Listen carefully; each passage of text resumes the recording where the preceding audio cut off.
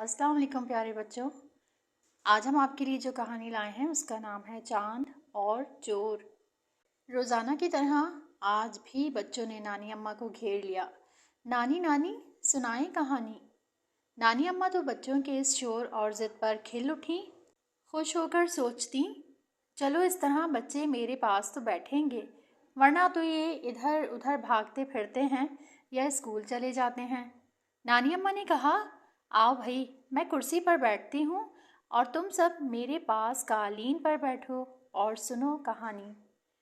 बहुत दिनों की बात है कि कुछ चोरों ने बहुत सारा कीमती माल चुराया। अब इन्हें ये फिक्र हुई कि इस माल को छुपाएं कहाँ।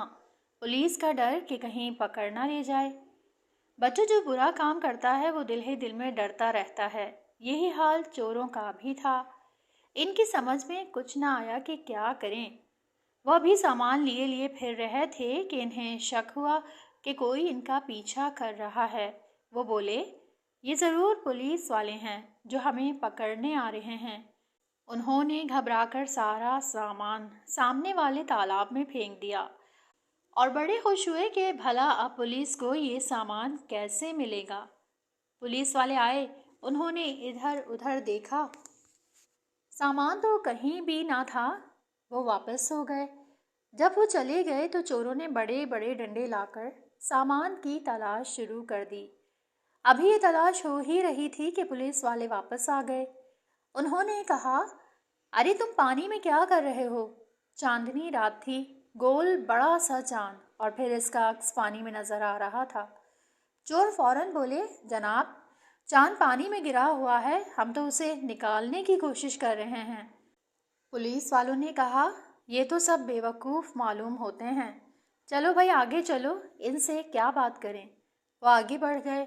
चोरों ने सामान निकाला और बोले, देखा, हमने पुलिस को कैसा बेवकूफ़ बनाया। बच्चों को नानी अम्मा की ये कहानी बड़ी अच्छी लगी।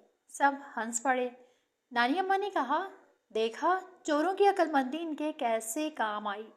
इस दफ़ा तो वो बच गए, लेकिन बुरे काम का नतीजा बुरा ही होता है। चोर आज नहीं तो कल पकड़ ही लिए जाते हैं और फिर अल्लाह तो हर वक्त देखता ही है। तो बच्चों, कैसी लगी आपको ये कहानी? अगली कहानी में मुलाकात होगी इंशाल्लाह। अल्लाह हाफ़िज़।